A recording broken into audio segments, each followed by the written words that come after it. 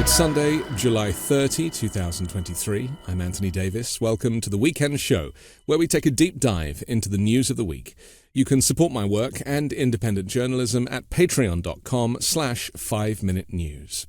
Our guest today is a former associate of Rudy Giuliani and Donald Trump in their desire to dig up dirt on the so-called Biden crime family. He was arrested in October 2019 at Dulles International Airport whilst en route to Austria and charged with planning to direct funds from a foreign government to US politicians while trying to influence US-Ukraine relations.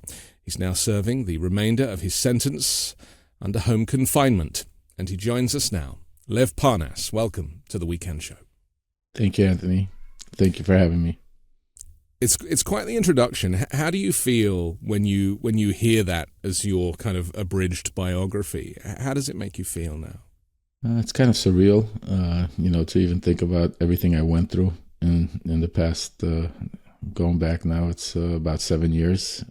It's quite a turn from where I grew up and what I came up with in my life, and it's kind of something that I'm now embracing to do, better with, and instead of trying to hide from what happened, but accept it and move on and deal with it. And one of the things I've been doing is using that to get the truth out about what actually happened in all those years in Trump world while I was working for Trump, Giuliani, and some of the cohorts in the GOP. A few people who have kind of come through the cult of Trump have come out the other side, especially after they've been handed down sentences. And as you know, last week I had Pam Hemphill on the show, and she, is a January 6th defendant. She served 2 months in prison. She's now trying to kind of spread the word, and she's facing some stiff opposition from what she calls the January 6 big names, tragically.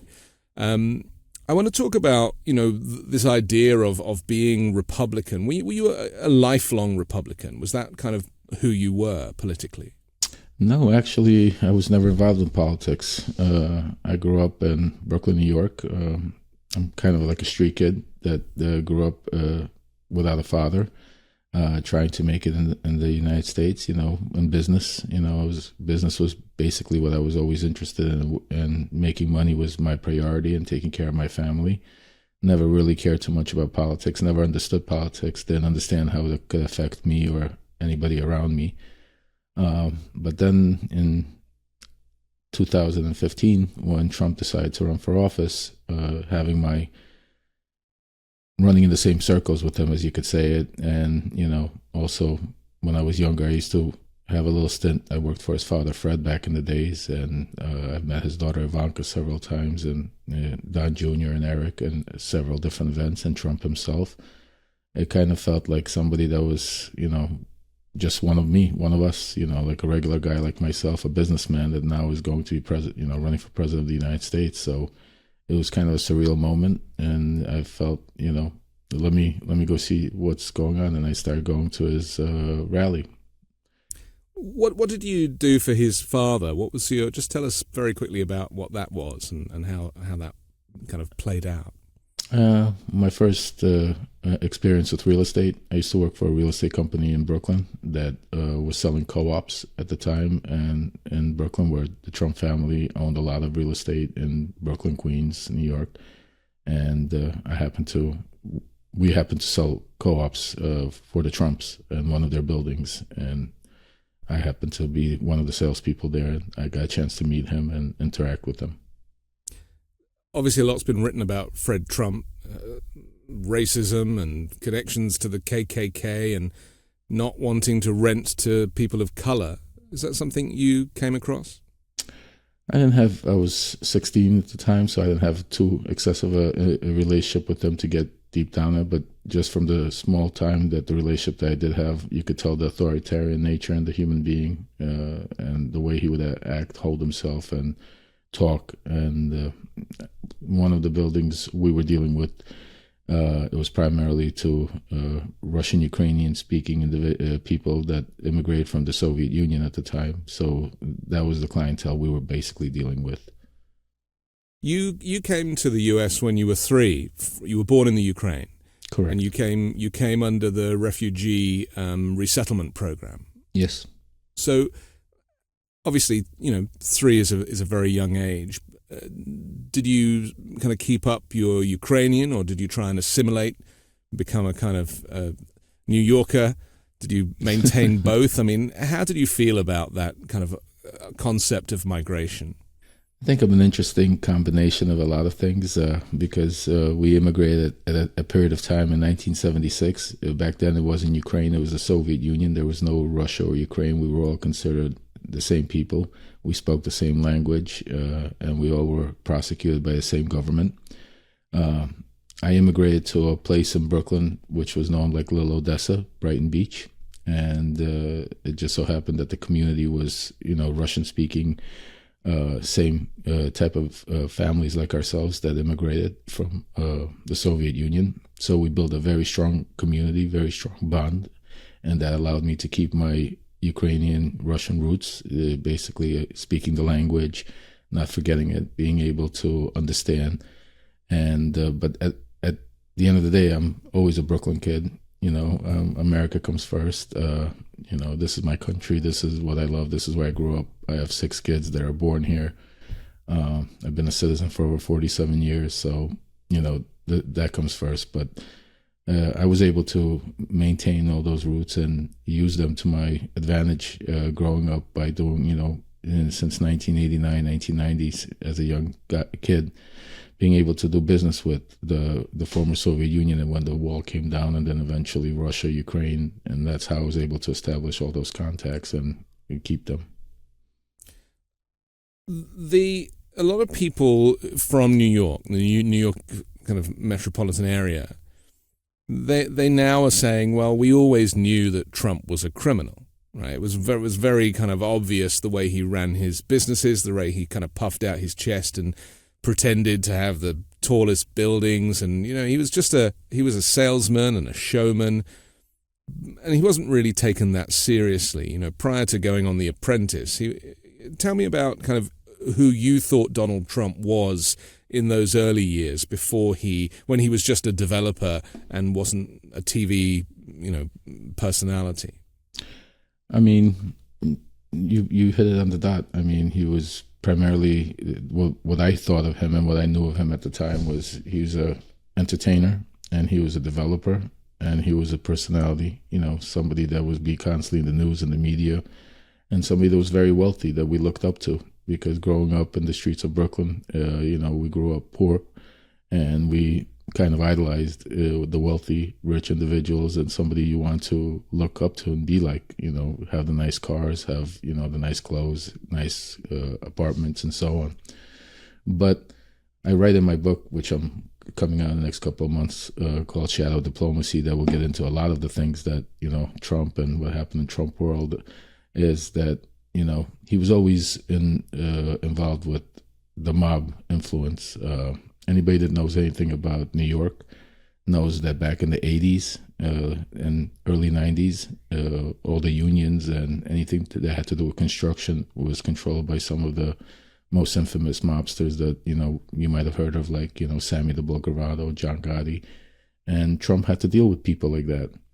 And growing up in an authoritarian family with Fred Trump, I mean, Donald kind of drifted towards that and enjoyed that. And that's why you could see nowadays the way he ran the White House, the way he acts, the way he talks is more like trying to be like a godfather than a leader.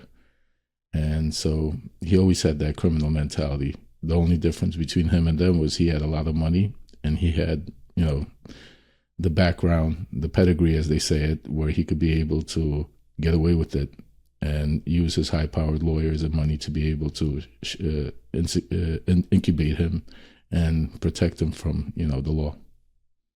There's as a parent, and I'm sure you must feel the same as a parent of 6 kids, this idea that the American dream, especially for a 3-year-old kid coming from the former Soviet Union, to kind of look up to Donald Trump and think that is like where it's at, just the idea of being, and I understand that wealth is very much baked into the American dream, to be rich and to be famous, this phrase. And I think that we've learned in the modern life that actually neither of those are particularly healthy. Absolutely. Right? So how much of what he stood for and that kind of dream that you had growing up, how much of those were connected? You know, did Donald Trump represent the American dream to you? I mean, you have to understand, coming from a communist country and then settling in a place where we were all poor, trying to make it, everybody was starting up, building their lives there, so we were all equal. Looking up to a guy like Donald Trump, he was symbolized the American dream at the time because of his wealth, his power, and now obviously having my own kids, and that's one of the reasons why I'm on a crusade to tell the truth, so that people know he's not somebody that needs to be looked up at, actually looked down at, especially running our country and representing the country in the whole world, and having our kids look up to him as our president, because our president should be a role model, and not somebody that dictates and tries to divide instead of unite people. It's interesting, isn't it, when we look back on those things that you thought were impressive, he never did anything good.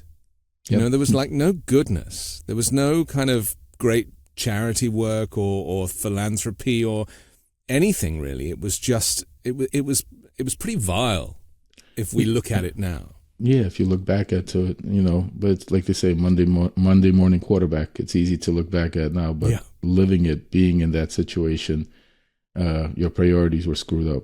I mean, you didn't understand what charity was all about, because you were the charity. You were the people that needed the help. Yeah.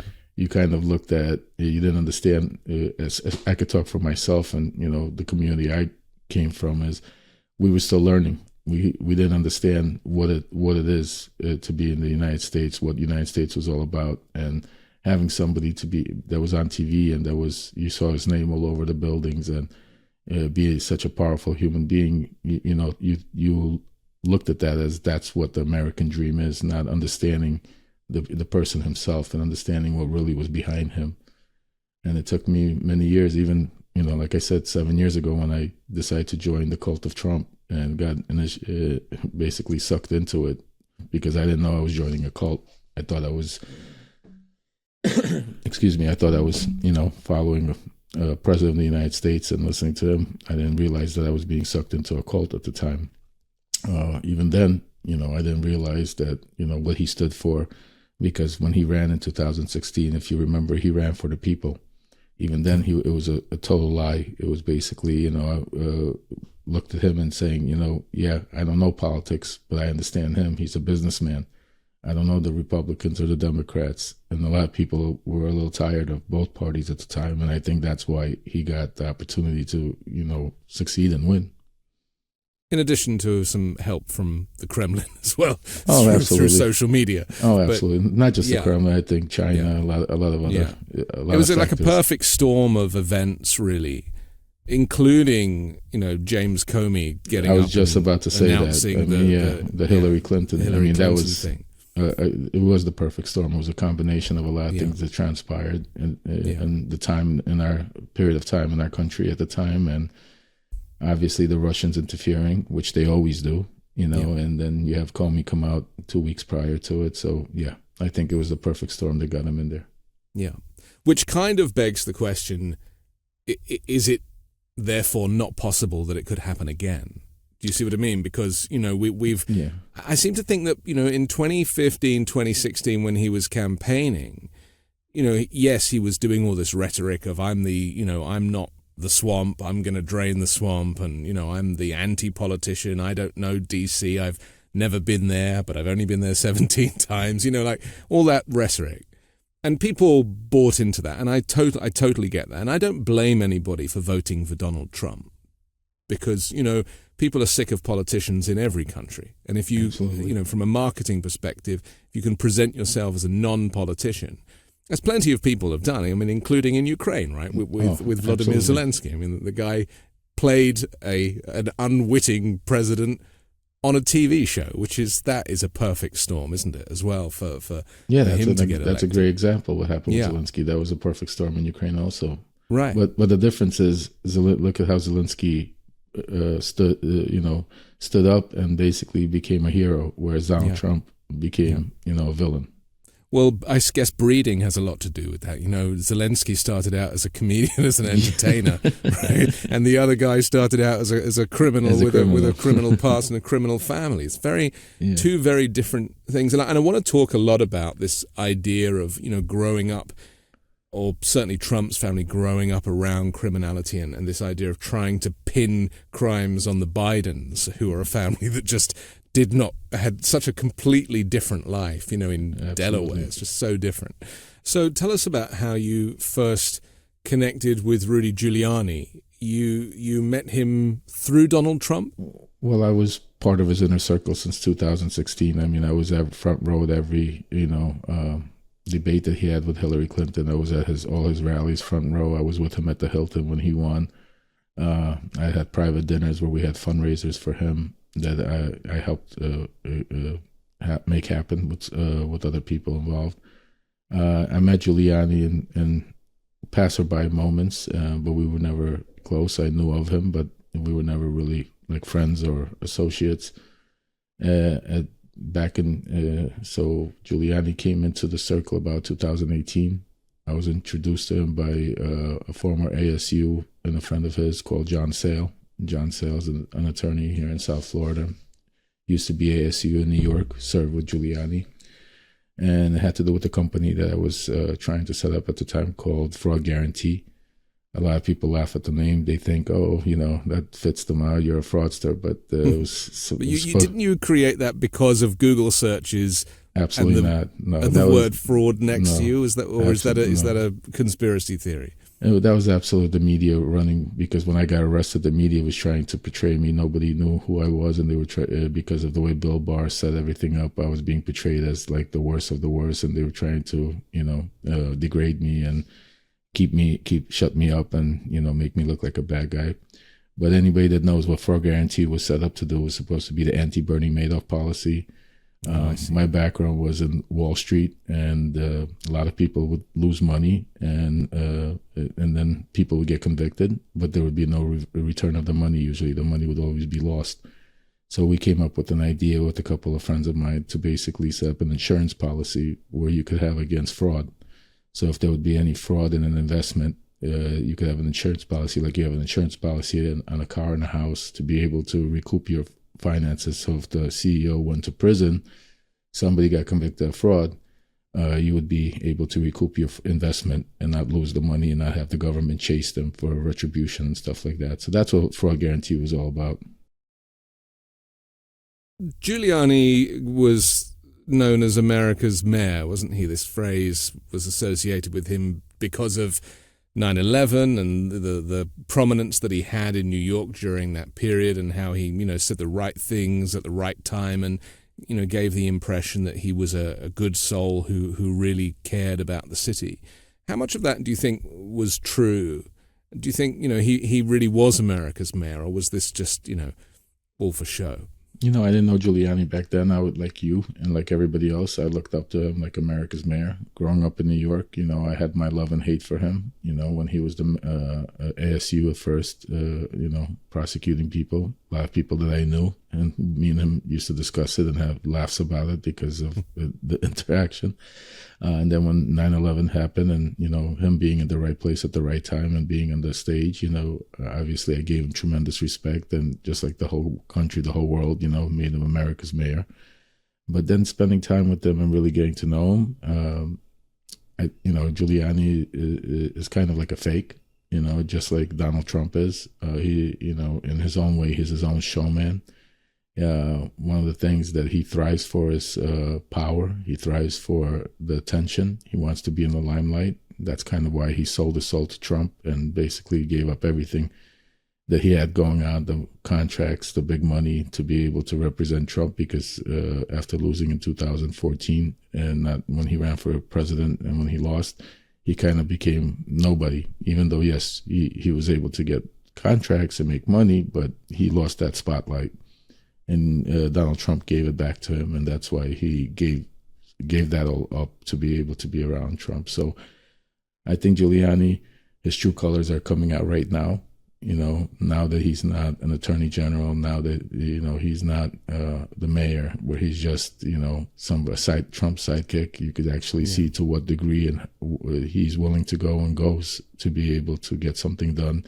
And then you could think back of some of the cases that he had, and what he probably did go and do back then, and you could probably see the resemblance. To be a public servant in the role of a mayor, or even to be a prosecutor, it's like there's a lot of drive to do good, to be a good person, to put the bad guys away, or to rebuild a city, or be there when the city needs you, as was the case at 9/11. Do you feel like there was goodness in Giuliani and he just got corrupted and that desire for power was too great? Or do you think that he's always, like Trump, didn't get the love from his parents that he craved, and obviously, needed to put himself on a pedestal to have any kind of, feeling of satisfaction? I think it was a combination. I think he definitely had some, some good things in his heart that wanted to do good. I think when 9/11 happened, I think even the bad guys wanted to do good. I mean, it was kind of thing that united our country together. So I think he probably really did want, to do good for the city, for the state, for the country, for, as far as being, a prosecutor. I think he had his own agendas in certain things when going after the Italian mob because of his own personal family history, his father being attacked by some mobsters, some of his family actually being in the mob. But he had a love towards the mob. He respects these individuals more than he respects a majority of politicians. He used to tell me, because they at least were stand-up guys, and they have words, not like your politicians. They'll stab you in the back the first second they get a chance.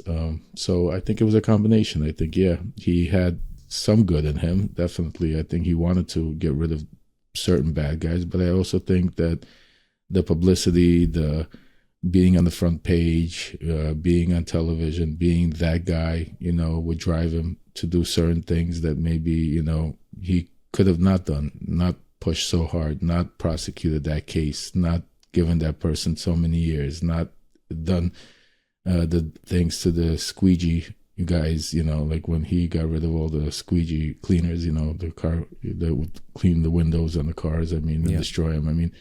Like, he had good, but I think he would go overboard an extent to be able to keep himself in the limelight and keep that power going. Power is a word that kind of will come up, I'm sure, throughout this conversation. It really is something that these people, once they get a taste of it. And it's interesting how he says, it's either the mob or it's the politicians. He didn't realize that you could actually live in a space that doesn't involve either of those. Right. No, he doesn't. His whole life is about either politics or gangsters. It's crazy. There a day wouldn't go by, or maybe even a few hours wouldn't go by without him reciting something out of The Godfather. That was just like part of his life, discussing. Something happened, and he said he would go into character, like one of the characters in The Godfather, and say and make a statement about it and laugh. So we would constantly he would tell me stories about the mobsters that he would put away, and then he'd meet them afterwards in prison or somewhere, and how they would have a relationship. Then they understood each other, that it was his job to do what he did, it was their job to do what they were doing, and kind of that was the game. It's so interesting to me because Donald Trump Jr. has made a couple of Godfather references, right? It's almost as if the people who kind of are the mob, they're obsessed with these movies. They can't help but kind of immortalize these characters and these phrases from the films, and it kind of is a dead giveaway that they are a little too interested in the mafia than the average person. Well, right. You could see who they look up to and who they stream to be like, by Al Capone, as Trump keeps talking about. Exactly, right? Al Capone. He constantly. It's because that's the world he grew up in. That's who even though he had power and money, but there was somebody that had more power than him at that time, and that was the mob. You know, I don't care how much money he had, but he couldn't build his big building without coming to a table and making a deal with them. And he saw that, and he realized that, and he kind of, that's why, one of who was his famous attorney, was it Roy Cohn? There's a reason Roy Cohn was his attorney, because he represented the mob. He took, so he tried to immortalize that situation, and that's why when he got into the White House, he basically turned the White House into he became the Godfather and started treating it like the mob. Yeah, the same way that he ran the Trump organization. And Roy Cohn was like a father figure to him in a way. He kind of filled in the gaps that Fred Trump wasn't able to do. Yeah, and Roy Cohn was able to protect him, at the same time teach him, because Roy Cohn was very well attuned with how the mob worked and how to, to deal with them, because he represented a lot of very top mobsters through his career. And so he was like his link in between, as a mentor, as a teacher, and as a protector. We're going to take a quick break for our sponsor, but I want to come back and talk about your relationship with Giuliani and how you kind of started to take on projects on behalf of the former mayor of New York here on The Weekend Show. Did you know that your temperature at night can have one of the greatest impacts on your sleep quality? If you wake up too hot or too cold, I highly recommend you check out Miracle Made's bed sheets. Inspired by NASA, Miracle Made uses silver-infused fabrics and makes temperature-regulating bedding, so you can sleep at the perfect temperature all night long. Using silver-infused fabrics originally inspired by NASA, Miracle Made sheets are thermoregulating and designed to keep you at the perfect temperature all night long, so you get a better sleep every night. These sheets are infused with silver that prevent up to 99.7% of bacterial growth, leaving them to stay cleaner and fresh 3 times longer than other sheets. No more gross odors. Miracle sheets are luxuriously comfortable, without the high price tag of other luxury brands, and feel as nice, if not nicer, than bed sheets used by some 5-star hotels. Stop sleeping on bacteria. Bacteria can clog your pores, causing breakouts and acne. Sleep clean with Miracle. Go to trymiracle.com/weekend to try Miracle Made sheets today. And whether you're buying them for yourself or as a gift for a loved one, if you order today, you can save over 40%. And if you use our promo code WEEKEND at checkout, you'll get 3 free towels and save an extra 20%. Miracle is so confident in their product, it's backed with a 30-day money-back guarantee. So if you aren't 100% satisfied, you'll get a full refund. Upgrade your sleep with Miracle Made. Go to trymiracle.com/weekend and use the code WEEKEND to claim your free 3-piece towel set and save over 40% off. That's trymiracle.com/weekend to treat yourself. Thank you, Miracle Made, for sponsoring this episode.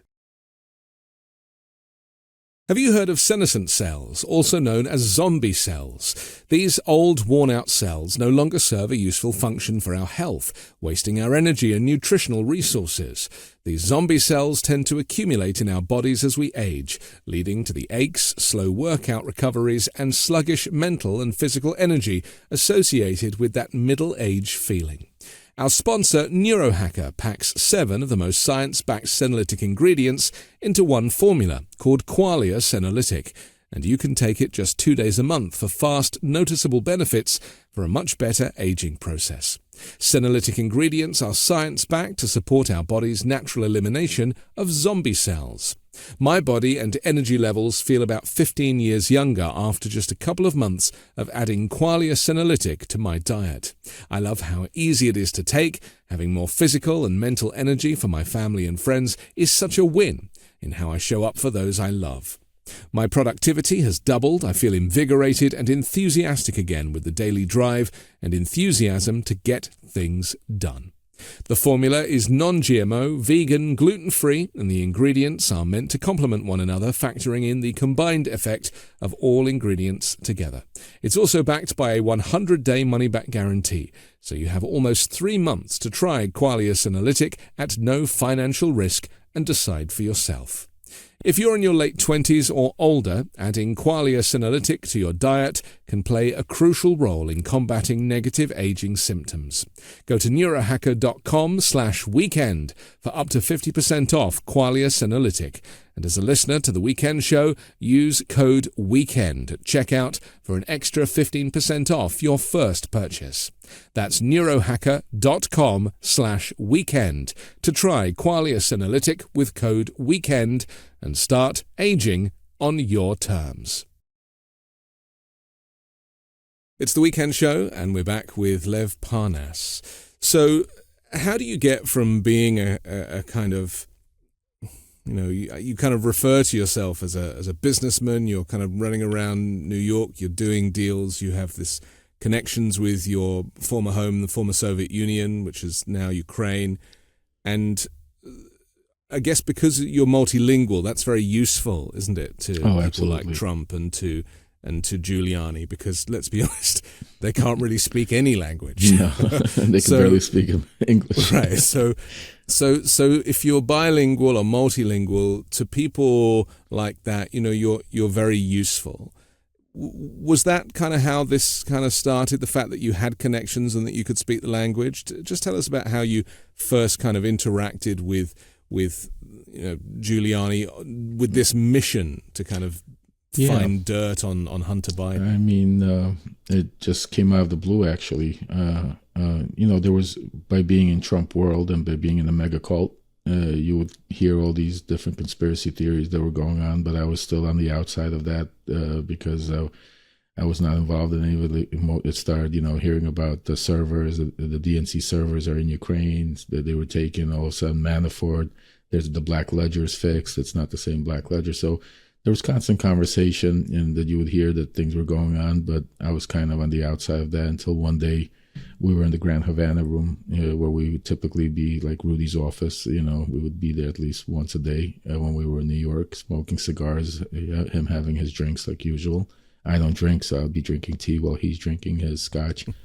And he got a phone call from one of his investigators, had to do with Ukraine. I think that's when something to do with Joe Biden, the video that was he seen about him coming out and saying to get rid of the Ukrainian ambassador, Viktor Shokin, or we were not going to give you $1 billion. And Giuliani, when he saw it, he kind of like his eyes lit up and he was like, we got him, like I got you moment. And I was kind of giddy, excited because I was by his side. I was already very close to him at the time also, and I was close to Trump from separately. Us three didn't kind of intertwine yet. And this was where this is when we started intertwining. And he basically asked me, with my contacts in Ukraine, if I could verify some of this information or get him some information about this stuff.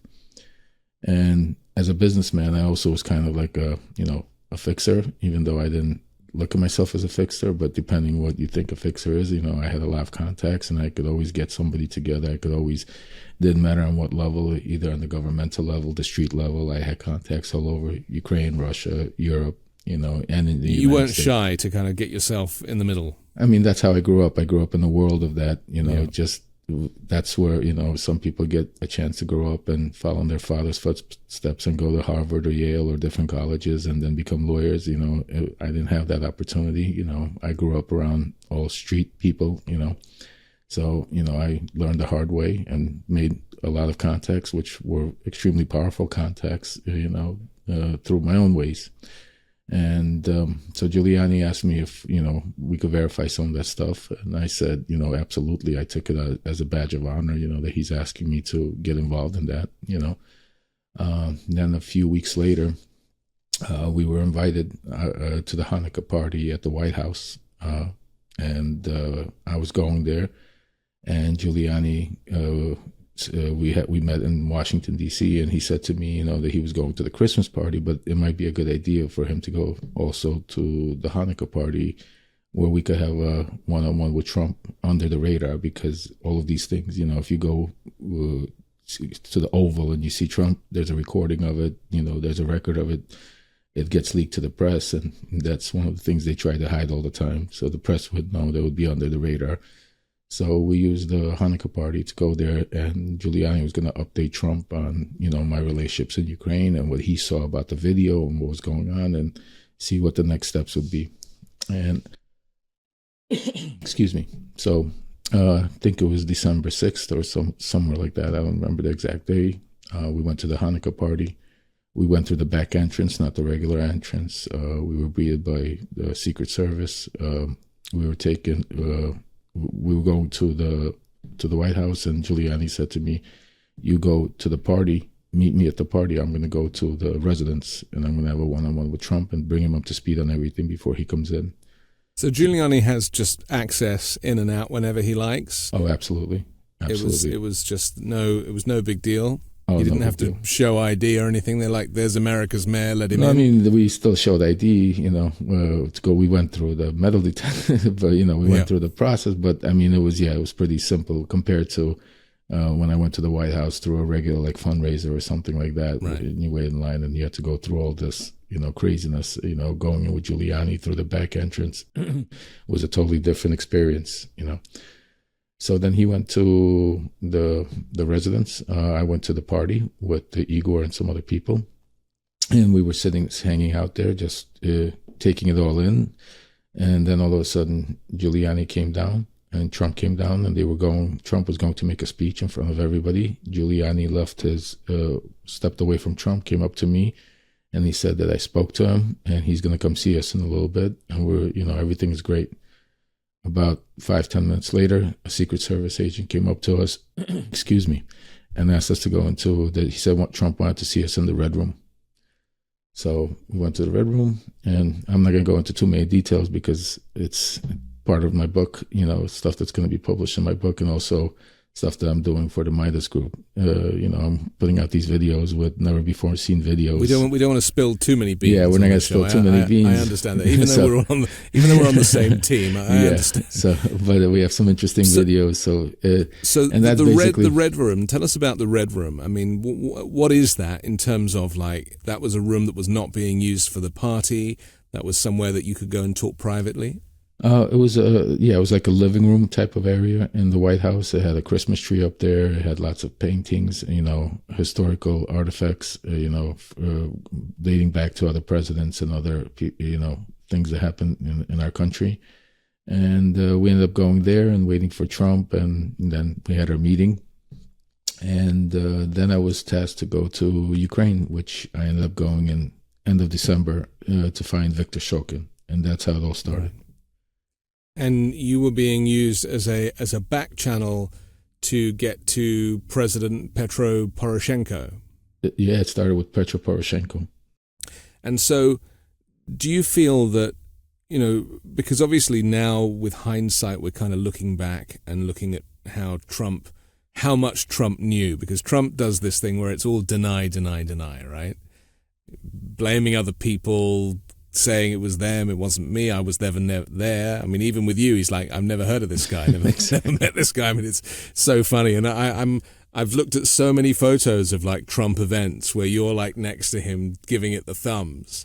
And I almost, and there's like dozens of them. I mean, this is like amazing. I'm going to start releasing videos of, right. Like I have video of the Red Room actually that I'm going to release on the Midas Touch Network coming up. Yeah, absolutely. Well, you could certainly do a coffee table book of photographs with you doing the thumbs next to the disgraced former president. Because I always thought, you always fascinated me in this because you really did look like, to me, you look like a spy. Like, why is this guy here? Like, what does he do? How come he's, like, giving it the big smile? And I always thought, I wonder if that guy is going to one day, like, spill the beans because he's in the room where it happens. Like, you're always there.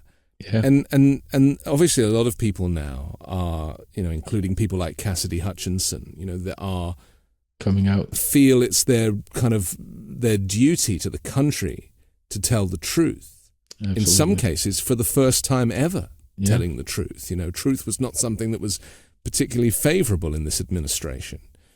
So when you were there, did you ever think that at some point in the future, there's a lot of intel that you are gathering? I mean, this is compromat to coin a phrase, right? Not really. Did that ever cross your mind, or were you so in the cult that it wasn't an issue? Not only was I so in the cult, I was so determined that I'm saving our country, that I'm working for the President of the United States to, take out the deep state, take out these, corrupt politicians that were trying to destroy our country, that, there was even word floated around that I might get the Medal of Honor for the stuff I was doing. So, and the reason why you see me so giddy in all these pictures is because, all these, to me, it was all surreal. I had to pinch myself every day and realize, here I am, I'm a Brooklyn kid from the streets, and now I'm at the White House. I'm around the most powerful people in the world. I have all these congressmen coming to me, and looking up to me, and I knew I kind of didn't belong, but it was because Trump anointed me, and that's all that mattered. And everybody then, had to bow down to the king type of scenario. So I was taking it all in, and that's why, I have all these pictures and videos, because for me it was historical. It was something I wanted to share with my kids, my grandkids, something that, because a lot of times my family didn't even know where I was or where I was a part of, because I had to keep it so secret. My wife wouldn't even know where I'm traveling, what I'm doing. So it was a way that one day to be able to sit down around a family dinner table and say, look at where I was and look at how it was. So that's why I was so giddy and excited. And, to me, it was a historical moment. That's something that I couldn't imagine I would be ever a part of. Ironically, we've heard from Donald Trump several times where he goes, "Can you believe I'm the president?" Exactly. Do you think it's the same thing, that he also feels like, deep inside, he knows that he's not smart enough, that he doesn't have the skills to be able to operate on the world stage, let alone the national stage, and somehow he's managed to pull it off, and it's as much of a shock to him as it is to the rest of us? Oh, yeah.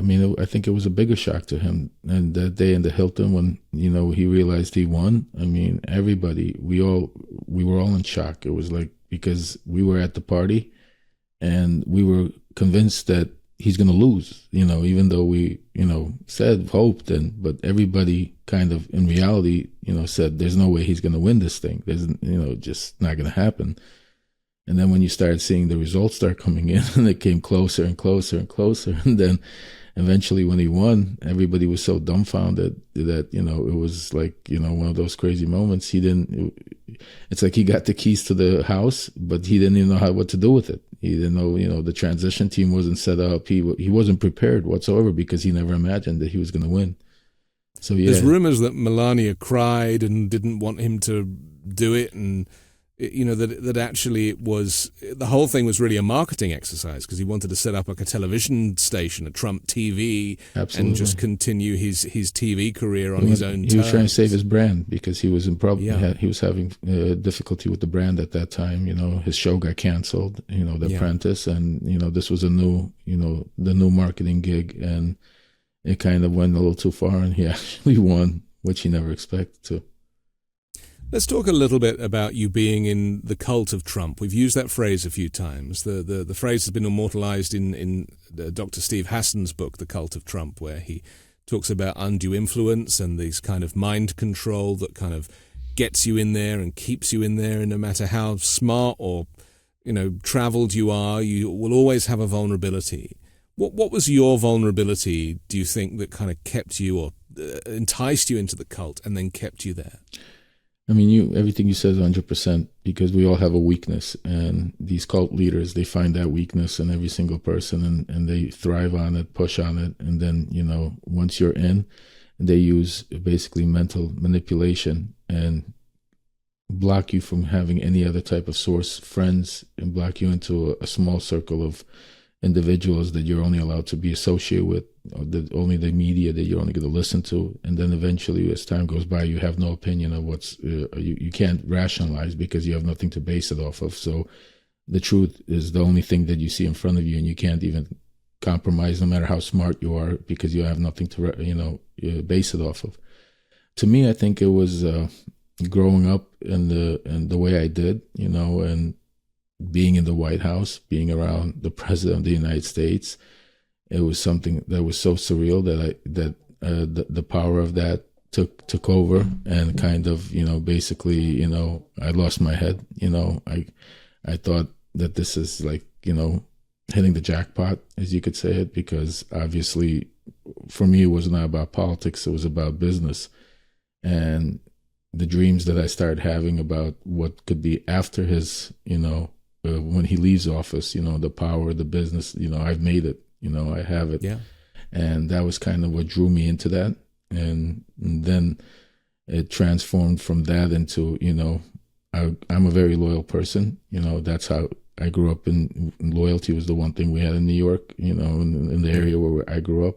Which is the one thing that Trump refers to all the time. And the one thing he doesn't James have. Comey for loyalty, right. And everybody and else. It's the one thing he doesn't have. That's the problem. That's why a lot of people don't understand. He's the most unloyal person out there. He accepts loyalty, but he doesn't give the loyalty back. But I didn't know that at the time. I also was, obviously under the cult mentality, believing that he was loyal to us and everybody's loyal to each other, not realizing that majority of the leaders in that cult are not not only loyal to each other, but they're not loyal to themselves. I mean, they'll sell their soul, they could flip-flop to whatever they want. They don't care about the people. They don't care about the followers. They just care about their own, personal agenda, their political agenda. Did it ever occur to you that just in conversations with Trump, that he doesn't really know very much about anything? That he's a bullshitter, right? So he doesn't understand where countries are. He doesn't understand this idea of international trade or of diplomacy. He doesn't really know anything about anything. The only thing he maybe knows about is real estate in the New York area. Yeah, no. My first interaction with that, where I kind of had a WTF moment, is when we were having dinner. And there was a small group of us, I think 6 of us. And Don Jr. was there, Trump was there, some people from the Super PAC. And I was sitting right across from him. And that was a time when he just sent over Javelin missiles, I think, to Ukraine or something like that. And he brings up the subject. He didn't know what those were either. No, he had no idea. No idea, yeah. So what really got me was when he brought that up, he really didn't even know where Ukraine was on the map. He didn't know where Ukraine was. He thought Ukraine was part of Russia somehow, kind of still. He was confused. I mean, so there's even a tape, I think, that somebody leaked out there where, he's asking me, how long would Ukraine even last without, in a war against Russia, and I answer him, not very long without our support. I mean, and even at that time, I mean, he never liked Ukraine. He thought of them because they were not powerful. He looked up to authoritarian type of individuals like Putin. So he, looked up, he's like, oh yeah, Russia would destroy him in a heartbeat. Putin is strong. He never gave them a chance. And he also was very pissed at them because of, thinking that they didn't help him out, that they were involved. He was convinced that they were involved in his sabotage of his, during the 2016 election with the servers and stuff like that. So his hatred towards Ukraine, not even knowing where it was growing, from that point. But did that not set off alarm bells in you that, this guy is the president? I mean, it's not like he's just a real estate developer who doesn't really know anything about Ukraine. That's fine. But to be the commander-in-chief, the most powerful man in the universe with his finger on the nuclear button, I mean, did you not at any point go, this smells a little dodgy? I mean, it's easy to say now when you're out of the cult, but when you're in the cult, I mean, I could tell you, out of the 6 people that were sitting there, they were leaders of industries in our country. I mean, CEOs of some, there were some CEOs there of multi-billion-dollar. I mean, I'm not going to mention their names, but some of the most powerful men in our country. And when he said that, everybody just laughed, like it was like, I think a lot of that probably went on, people like Rex Tillerson, for example. Well, I could compare it to... They had no respect for him. And again, I'll compare it to my experiences with the mob. I mean, when you're sitting with a powerful godfather or a powerful captain, and not all of them are smart. Not all of them are, there are people in there that are educated and people that are smart, and they're just there, because they chose that life. But a lot of them are there because of the bloodlines, and, they're animals, hardcore criminals. They have no idea. They could barely speak. And if one of them says something, and it's as stupid as it might sound, everybody will be like, Like Right. it's like you're not gonna look the other way. And it's the same thing with Trump. Like he would say some of the stupid things, he'd do stupid things, make jokes that weren't funny, but everybody laughed and then after a period of time, it kind of becomes normal. It's that mob mentality, that cult mentality. And that's why I said, people say, why do you keep saying a cult? Because that's what it is, when you don't have the freedom or right to think for yourself and you can't think straight and you're being told what to do, how to do, and you're following along, you can't think for yourself. That's a cult. Let's talk for a second about this desire that Giuliani had to find dirt on Hunter Biden and therefore Joe Biden, this connection with Burisma, which was this energy company that he was on the board of and had been on the board of for a while, that was paying him somewhere between, what was it, 83, I think 83,000 a month, 83,000 a month, yeah. So it was a lot of money. And, we can all recognize that Hunter Biden probably didn't have much experience in the energy industry. I don't know, but I mean, it's like it wasn't about that. It happens here in the United States, all over the world. People, powerful companies like to hire namesakes, as they say. It's somebody with a powerful name, with a reputation, and they put you on the board to make themselves look more powerful and big. And it happens all the time. And famously, Joe Biden said to his son, "I hope you know what you're doing." Yeah, I mean, in not only Joe Biden, but also Christopher Hines, because Christopher Hines was also given the opportunity to join the board of Burisma at the time. It was him, Devin Archer, and Christopher Hines, and he stepped back and said, this is crazy. I hope you guys know what you're doing. But again, to be fair to Hunter, I mean, he was, not in a good state of mind at that time. Yeah. I mean, people don't realize when you're doing drugs or you're living that type of a lifestyle, it's very difficult to make sane and rational decisions. So, again, I'm not justifying, but again, he did nothing wrong. I mean, illegally wise, there was nothing wrong with what he did, and that's why there was never any proof about it. But, So what was it that Giuliani was just so convinced that there must be criminality because Hunter Biden had this job and was being paid so much? Is that what it was? He just was on a mission to find. It was like an investigation in search of a crime. Well, yes and no. I mean, it was more had to do with Joe Biden than Hunter Biden. Giuliani hates Joe Biden. He talks about him plagiarizing something back in the day when he was young senator. I think a speech or something that he plagiarized. He talks about him constantly being a crook. So he has a hatred towards Joe Biden, and every time he comes out of his mouth, he says Joe is a crook, Joe Biden is a crook. And Hunter was just a scapegoat to try to prove that Joe Biden is the crook. It's kind of, you reflect on what you are. So they were trying to say that he's the godfather of the Biden family.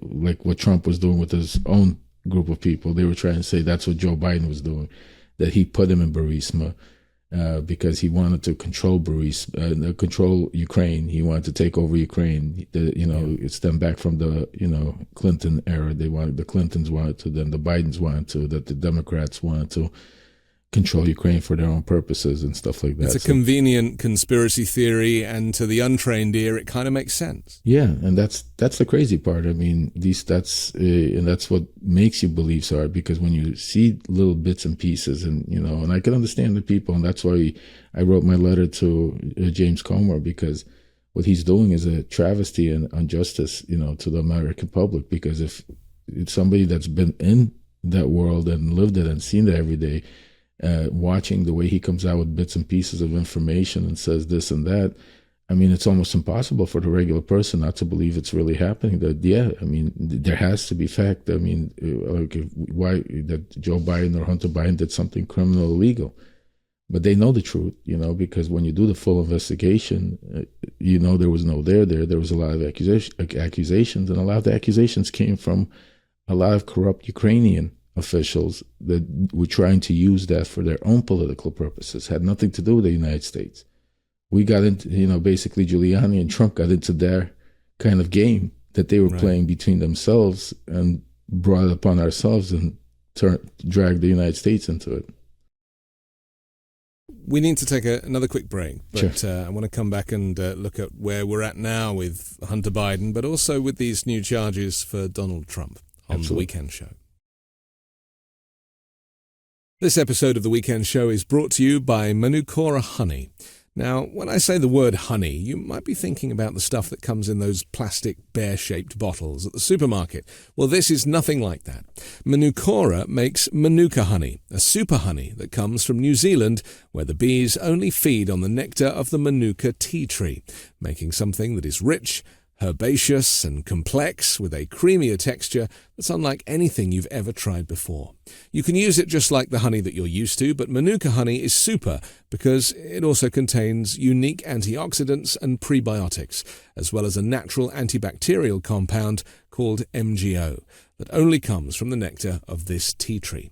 These nutrients support optimal immune and digestive health, so it's win-win. You can continue to use honey in all of the ways you love, and you can enjoy all of the health benefits of MGO as well. Manukora sent me a jar and squeeze bottle of their 850 Plus MGO Manuka honey, their best-selling product. The 850 Plus honey has this creamy caramel texture that melts in your mouth, and it's unlike anything I've ever tried. I can grab a spoonful out of a jar and put it in my favorite beverage, or squeeze some honey out on some toast or oatmeal. It's delicious. Each morning I start my day with a spoonful of the Manuka honey, and it's the perfect amount of sweetness with the perfect consistency. If you head to manukora.com/weekend or use code WEEKEND, you'll automatically get an extra free pack of the 850 Plus honey sticks with your order, a $15 value. Now, I love the jar and squeeze bottle, but the extra pack of compostable honey sticks is also perfect for whenever you're on the go. You can bring them with you when you're traveling, if you need a quick snack or running errands, and they're the perfect energy boost if you're out for a run or at the gym. So go to Manukora, manukora.com/weekend or use code WEEKEND to get a free pack of compostable honey sticks with your order. You haven't tasted or seen honey like this before, so indulge and try some honey with superpowers from Manukora. We're back with Lev Parnas. So, this is you're now in the middle of a kind of a political vortex. You are doing what you think is the best for the country. You're trying to find out if Joe Biden and Hunter Biden are corrupt, when Joe Biden, let's be honest, has lived his entire life in the public eye as a public servant, as a public defender, and then obviously on Capitol Hill and as a senator. And then as vice president, and then 4 years off, and then felt that he was compelled to run for president because he couldn't believe how the rise of fascism was presenting itself in the U.S. And did us all a favor, really. And now people just complain that he's too old, which is ironic, really. Seeing as that it's crazy. And when you take a look, Trump's only a couple of years younger than him. Yeah. And then you take a look at like Chuck Grassley and some of their Mitch McConnell and some of the other people that are running our country. But Joe is too old. So I think that's... Well, it's an excuse because they don't have any dirt on him. This is the problem, isn't it? So they went looking. They use you to go looking for dirt. And I don't want to cover stuff that you've talked about in other conversations or other interviews because, this is all in the public domain. Yeah. But just to kind of sum up, how did it feel for people like Giuliani and Trump when you come back and you're like, there's nothing? This guy is, to all intents and purposes, just, playing out a role and being well paid, but there is no connection to Joe Biden or anything else. Oh, there was none of that. It was like, if you ever seen that movie where you come up to the mobster, the Godfather, the big boss, and you give him some bad news and he says, get out of here, go find it. That's what it was basically like. Right. Serious. If he would get information that he didn't like, he would disregard it. If there was any information that came out that would be, helpful towards proving Joe innocent and Hunter innocent, it would get buried. Yeah. And we would go on flush to the it next down the toilet or eat it. Exactly. Donald Trump. Donald Trump would do exactly.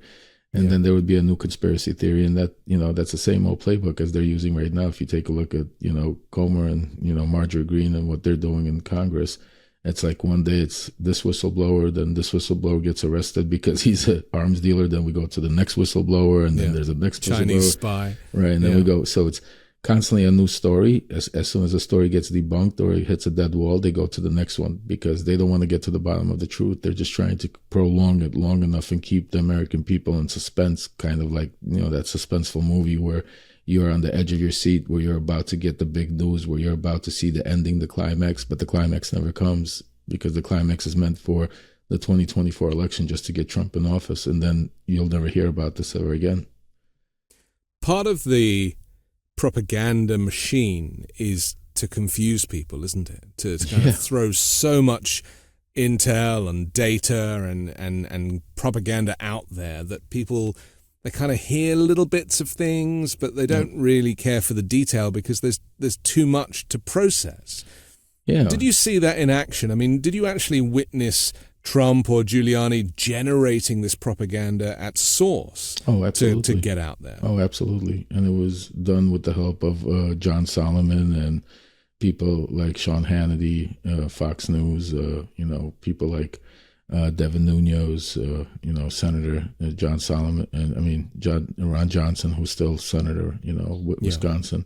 I mean, it was done. It wasn't, they would generate it and then it would get pushed through either the halls of Congress and then through the media, and you would get bits and pieces. You'd, see Hannity, breaking news. So they were going to tell you something crazy.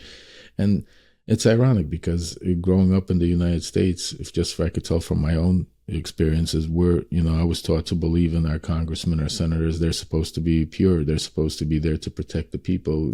They're supposed to be there to have our interests. So they can't lie. They're not going to come out and lie. They might not be perfect, but, if they're going to come out on national television, and say something, it's going to, you're taught to believe it. And then if the media reports it, it has to be true because, they can't, there's certain rules and regulations that would prohibit them from doing it. That's what most people in our country believe and feel. So when you see them come out there and on TV and you have, the propaganda being spread with bits and pieces like, we have breaking news coming up and, and then you see 2-3 senators or congressmen coming up and Kevin McCarthy saying we're going to start impeachment. I mean, the average person is not sitting there on the internet 12 hours a day or trying to find out the real information and get to the bottom of it. He comes home and he has a couple of minutes to watch the daily news before he does stuff with his family or she does stuff with her family, and she gets a glimpse of it. And, if she sees her local congressman or 2 or 3 of them come out and say the same thing, I mean, it's fact. I mean, what is she going to do? She has nothing to refer to or balance it off because most people don't watch every television station. You're either, you have your favorite channel, either you watch Fox or CNN or MSNBC, and that's what you watch, and that's what you kind of tend to believe. And Fox was the linchpin for a lot of this because Sean Hannity, Tucker Carlson at the time, and Laura Ingraham, these people all had a direct line to Donald Trump. Oh, absolutely. It meant that if he wanted to get something out, he put it to them. They said it. You could guarantee that every Republican who was watching the news was watching Fox News, and therefore it suddenly kind of started to echo, which is why when senators or congresspeople were interviewed, you would hear them saying exactly the same thing that you'd heard on Fox the night before. Yeah, that's exactly, you hit it on the dot. That's exactly right. I mean, it's the same talking points. They would get all the same talking points and they would just repeat. It's like the Stalin method. Trump, kind of lives by that. If you say something, if you look at something that's white and you say it's black long enough, you keep saying black, people start eventually saying, okay, that's black. Like, let's move on. Yeah. It's black. And that's kind of what they're doing. They keep just repeating the same thing, not caring that they don't have no evidence or backup behind it and then eventually people are like, all right, enough. I got you. Yeah, he's guilty. He's done, Yeah. And that's kind of the method.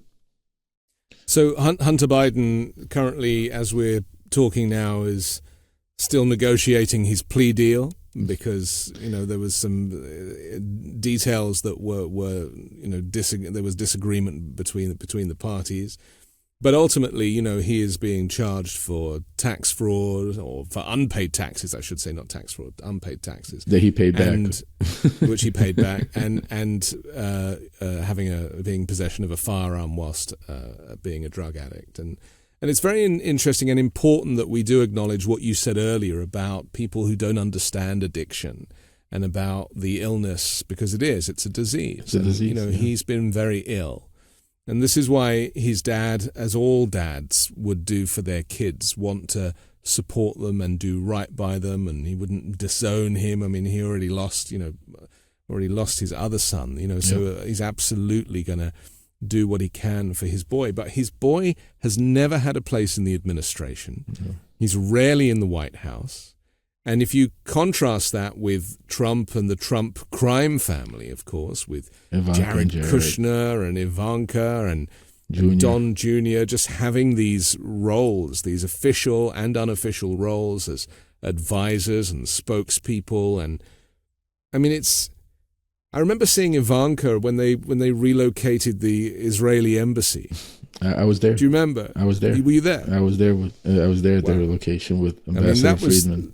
Yeah, that was like a mind-blowing press conference to me, to see Ivanka kind of trying to own that moment. And I'm like, who is this person? Like, what is she? Yeah. Does she even know what she's talking about? How did you feel when you were there seeing that? Because that was a very serious. It might have been the only thing that Trump actually did during his presidency. Yeah, that was one of the great things that he did do. But I could tell you that, again, it's hard to tell you my mindset, because it's like, you were still in the cult. I was in the cult. It's like I tell people that attack Pam, and you had Pam on your show, and she comes to me, and most of the attacks are things that she did in the past. And she comes to me and she says, Lev, did you know what I did here? And I said, Pam, I never looked, and I don't care, because I know it wasn't good. Because when you were in that cult, you couldn't have done good. It was all bad. So I can't compare it to, I could only compare it to what you're going to do going forward. And same thing, so, it was when you're in that mindset, you're all in, you're proud. You're standing there in the front row, proud of what she's doing. You're proud of what, you're part of the family, you're part of the team. Especially I was so high in the inner circle. I mean, that I was one of them. So, I was, proud of it.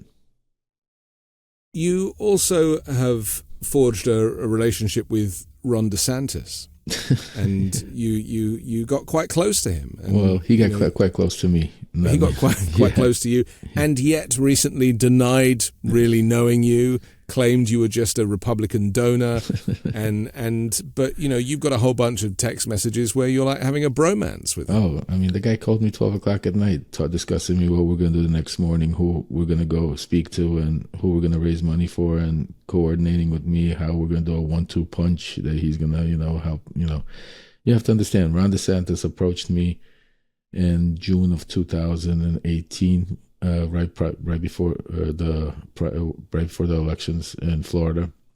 He was a congressman at the time.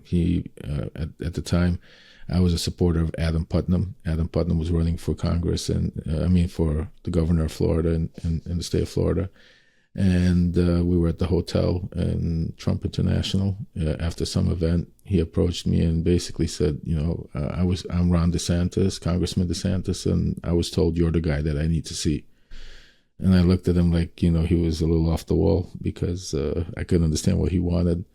And then he started telling me that he wants to run for, that he's running for governor of Florida, and I live in Florida, and that he really would like for, since my relationship with Trump and Giuliani, if I could get Trump to support him, come out publicly supporting him.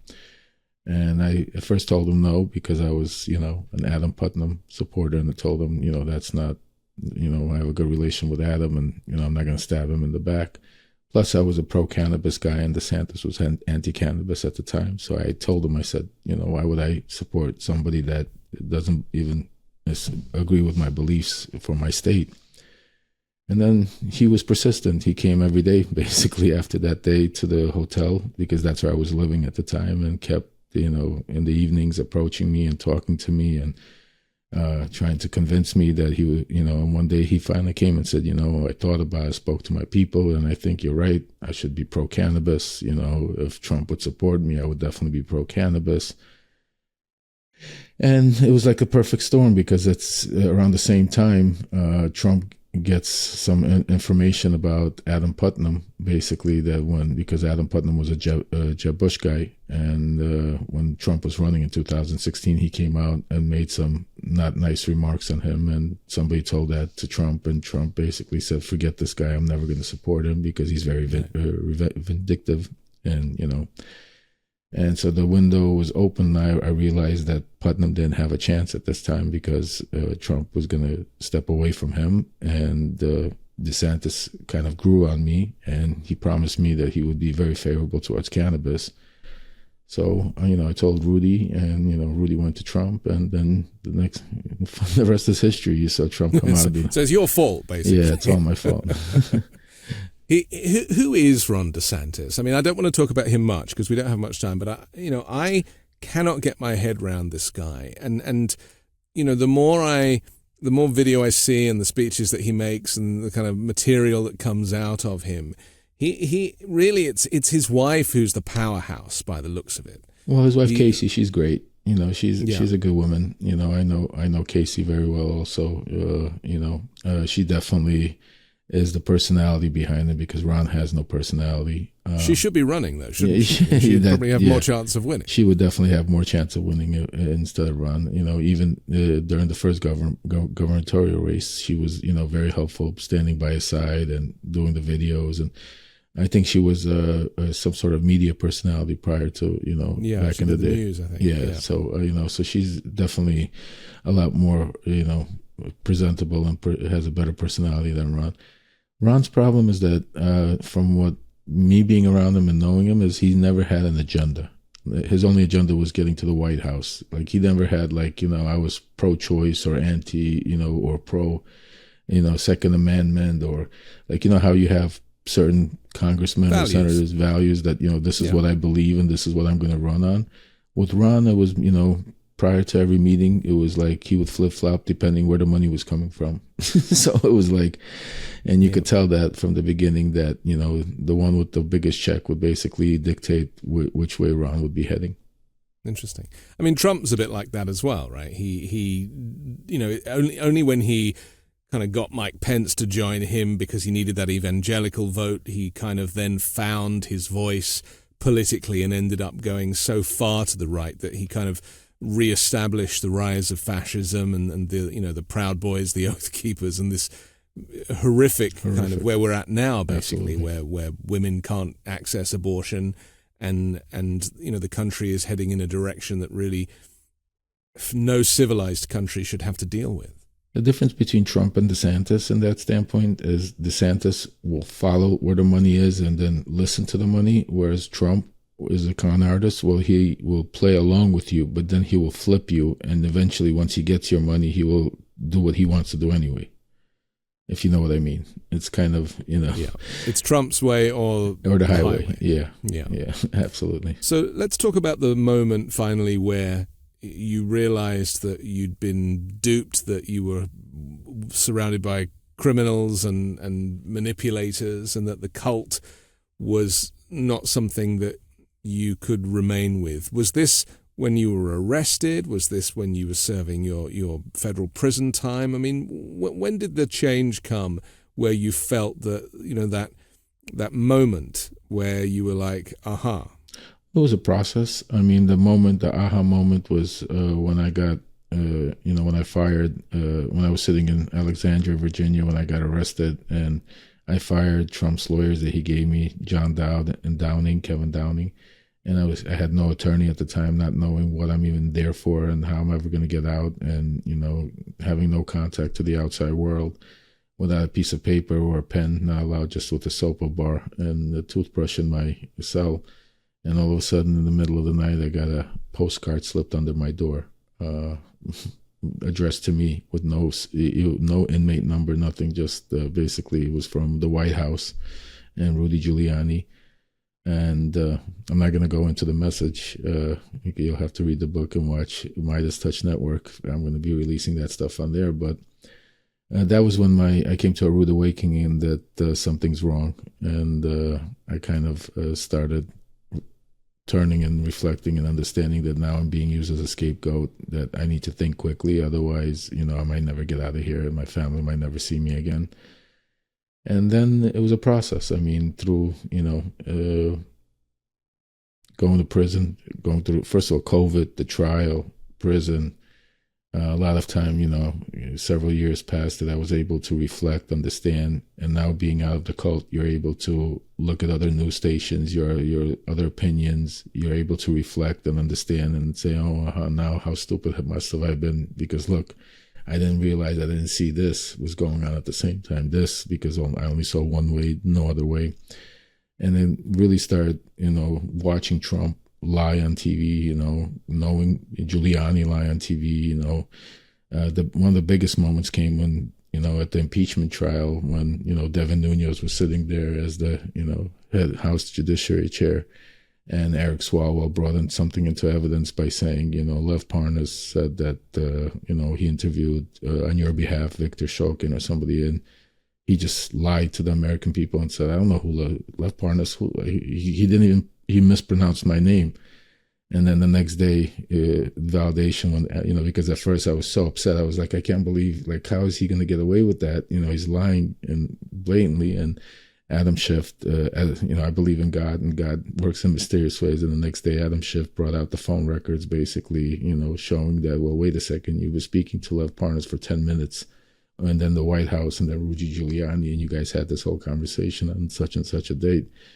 And then watching him weasel out of it by trying to say, because the phone number was registered to my wife, though it wasn't him, it was his wife calling. I mean, crazy excuses and just deflection and deflection. A lie on top of a lie. Deny, lie some more, deny some more. I mean, the Trump method. And I just kept watching all of that, and it just kept, reflecting and understanding. And it was, because it's not easy to get out of the cult in one day. It takes time. People don't understand because you live so long in one type of area thinking, it takes you some time. So as bad as prison was and as bad as getting arrested, I think it was a blessing to me because it saved my life and it saved my family's life because, if I would have been deeper in, who knows where it could have ended or how it could have ended. So I thank God that, I was able to get out and now I'm able to tell the truth and be on my journey to be able to help other people and help our country by, revealing, how corrupt Trump, Giuliani, and a lot of these guys are. So if I was to go through some of the big headlines that you were kind of suckered in for, the idea that the election was stolen and that Trump should have won because, of course, he, to all intents and purposes, Trump thinks he is the president. A lot of his followers still refer to him as the president, and he wears the badge and has a mock-up of the Oval Office in Mar-a-Lago. He's basically pretending to be the president, which is what he did while he was the president, ironically. I mean, that now, how does it feel now, kind of where you're at now emotionally and mentally, to kind of see that big lie as it's become known being repeated? Well, it's mixed emotion. I feel bad as an American citizen that we're going through this division, this craziness, and what he's done to our country, the embarrassment he's put on us and the whole world. Because, on one hand, you have to understand America was a country that fought for democracy. We would go to other countries and teach them how to voting rights put an implication because we had one of the things that made us great is no matter what side you were on, Republican or Democrat, once the elections were over, you had a transfer of power and it was on to the next one, and everybody kind of agreed, whereas Trump basically broke that. There is no more, he continues to spew saying that the election was stolen, so we're a laughingstock, in a lot of all over the world. And then the other thing is, the idolization of a dictator like President Putin. Since when does America idolize a dictator and not stand for democracy? I mean, to hear them stand up in Congress and Trump and everybody talk about, that Ukraine, all of them now. I mean, they're all into it. We should not give Ukraine money. Russia is good. It's just mind-boggling. I mean, what's next? We're going to say that China is the leader of the world, and we should, Taiwan, give them Taiwan also. I mean, it just doesn't make sense how this crazy flip transpired. I mean, in a way, it does because we've never seen, I think the last time we've seen this cult mentality to this degree was when Hitler was around, because you're not talking about a few thousand people. You got tens of millions of people that are so heavily, blinded by what's going on And the tentacles have reached now, and it's not just the regular public. You got people like in Congress and Senate and the DOJ and the State Department and the FBI, because the division is big, you know, and you have in the Army, you know, and our soldiers. So it's a very dangerous time. So, you know, as an American citizen, it's difficult to watch. But what about as a refugee? Because, you know, this is something that as a migrant myself, you know, I think about a lot. You know, you came to the US as a refugee, and then you're buddying up with people who are referring to immigrants and migrants and asylum seekers as vermin and as murderers and as rapists and as criminals, which is just offensive and completely untrue. Did any of that did you struggle with any of that? You know, I had certain days, even when I was deep in the cult, I had certain days that I struggled with certain things, like, you know, when Trump would make fun of certain, you know, there was one instance in particular when he made fun of a reporter that had, I think, cerebral palsy or something, like, you know, he was up there, he made a comment, and Trump came out and, you know, made fun of him. That really, you know, hit me hard, because watching everybody laugh at that, sitting in the hotel and watching on TV how everybody's laughing at that, it was kind of sick, you know. But it's difficult to say anything, because then you know, they would look at you right away like, what's wrong with you? Like, you know, maybe there's no trust. So, and, you know, having conversations at home where my wife would constantly tell me, that's not you, Lev. Like, how can you be around like these people? You grew up in a different world. You know, you used to stand up against bullies, and now, you know, you're around all these bullies and all this stuff. And, you know, I would shut her up, and basically you say, you don't understand. This is the president of the United States. Are you kidding me? Do you understand what's going on? Do you understand where I'm at and what's happening? You know, this is something that, you know, and I would push the envelope, in which I almost lost my family because of my actions and being in the cult. And so it was difficult with lots of moments, especially when he would talk about immigrants, because a lot of, you know, people in doing that, talking about, had a relationship with certain immigrants. Either they had wives that families were immigrants, like, you know, Trump's most Americans. Like Melania was an immigrant, you know what I'm saying?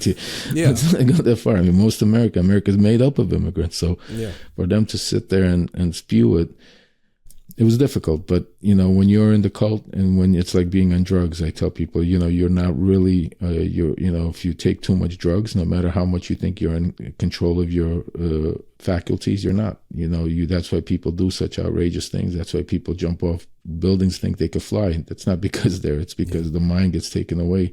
And being in a cult, it's sometimes even more powerful than a drug, because of the environment you're in, and, you know, you're surrounded. Like, at least when you're on drugs, there you could have support from different people that could help you try to get out of it. But when you're in a cult, everybody around you is part of the cult. You're not allowed to be around people that, you know, your friends, your family.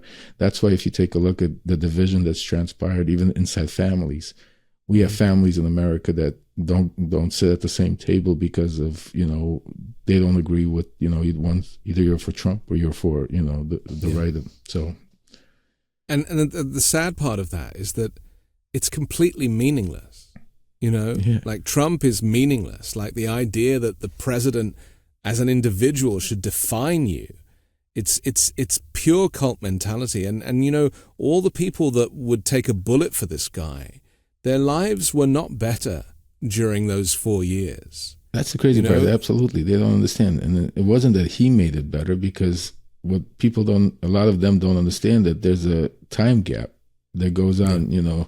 So what we're feeling now is probably what Trump did, you know, and you know, and what we felt was from, you know, more what Obama did, and then, you know, then later on we're going to feel what, you know, Biden did. You don't feel right away what the different changes the person puts in and stuff like that, the president put in.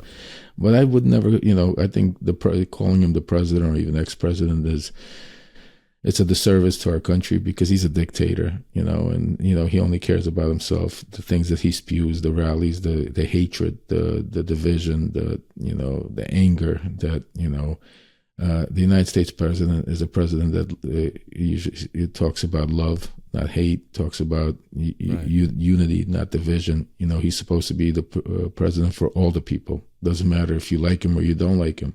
His job is to be able to, because the country is, his job is to take care of everybody. And he didn't even try that, you know. And that the crazy thing, Lev, is that COVID could have been the thing that brought everyone together. You know, COVID could have been that thing that bound us all, because, you know, it didn't pick out Republicans or Democrats or straight or gay or black or white. Yeah. It chose everybody, and he rejected COVID as a way to unify the country, and subsequently and consequently the loss of hundreds of thousands more lives than were necessary if he had taken it seriously. Oh, absolutely. But, you know, because he understands, he's not stupid. He understands that if he unites the country, that he'll never win. He'll never be in the seat, because a lot of people, you know, his gig is up. The only way he could continue his power reign is by the division and building onto his cult and building his numbers to be bigger than the others, and to be able to contain it with power. Because it's not about winning with policies right now, because when he goes on his rants, he doesn't talk about policies. He's not out there, you know, he's talking about revenge and anger and how he's retribution, you know, getting rid of the Constitution. I mean, crazy stuff. So it's that is the plan, isn't it? I mean, if he was to win again, he wants to dismantle the federal government. Oh, absolutely. He wants to dismantle the FBI and the Justice Department. He is going to go full dictator, full autocracy, full fascist. Because he wants to stay in power. He doesn't want to leave. He doesn't want you to be able to vote him out. Which is what Putin has done in Russia. 100%. 100%, Anthony. That's exactly his idol, Putin. He looks up He has a bromance with Kim Jong-un. Just think about they're writing love letters. I mean, so weird. It's like you can't. Weird. If somebody told you, you would never believe it if you didn't see it with your own eyes. Yeah, I feel sorry for Elton John being given that CD of Rocket Man. I was just like, don't bring Elton John into this. He's done nothing wrong. My final question to you is, you know, you're out now. You're still serving your time. You're under house arrest, I understand, which can't be easy in itself. But what would you say to other people who hopefully are not going to get arrested and have to, you know, do prison time, but actually needs that little nudge to be able to recognize that what they've been listening to is untrue, that the media is, you know, there's an ecosystem of far-right propaganda that they've been caught up in? What would you say to people who maybe have thought about the fact that maybe they're, you know, on the wrong team? I mean, it's difficult to say, because you have, the way I look at it is, you have three kind of people right there. You have your cultists that no matter what I say is not going to change their mind, because until they hit a dead end wall, until they hit a rock themselves and come to a reckoning, you're not going to get them out of the cult, because once you're in, it's like you're in, and you're in for good. Then you have the people that are basically know that he's a fake, know he's no good, don't like him, don't want him, but for their own personal financial purposes or greed, that they're pushing, not looking at what the future is like as far as what the whole country or will be for their kids or grandkids, but are looking what their pockets are right now, and think that certain policies that he's going to promote or do is going to help them in their business or help them personally. And those people, you know, have greed that are in their eyes, and they're not stupid. They know exactly what it is. So there's nothing I could really say to them, because they know the truth. You know, they just they're grifting. They're grifting, exactly. They're willing to play the game. But then the third group is where I think it could be helped, and that's the people that don't have enough knowledge of what's going on. That's the majority, you know, of people that work hard every day and get glimpses on television and believe that what they're seeing is true and is driving their beliefs on who to vote for and what to do.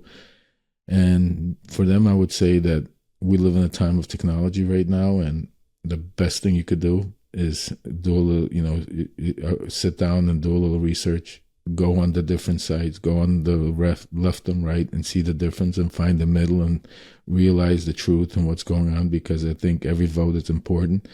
And I think you know that it's important to know what's going on in our country right now to be able to make the right decision, because who we vote into president 2024 is, they say every election is important. This is the one.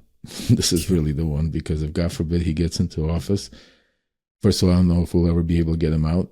Second of all, you know, the damage that he could cause will be, you know, could happen for the next 10, 20, 30 years to come. So it's very important. I think information is key.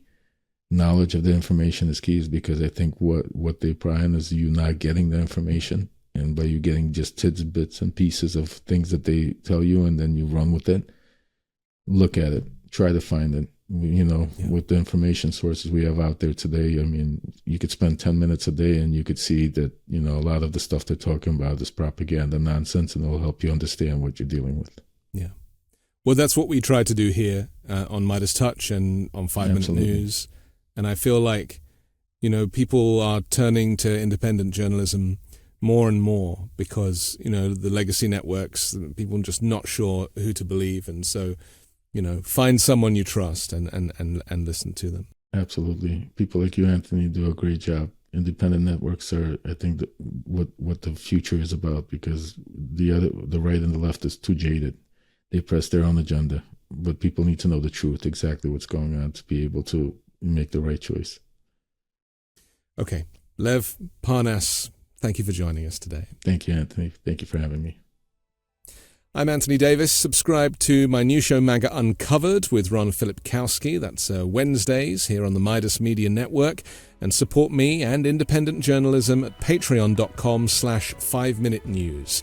Join me next week with a brand new special guest and more factual news stories to discuss on the 5 Minute News Weekend Show with Midas Touch.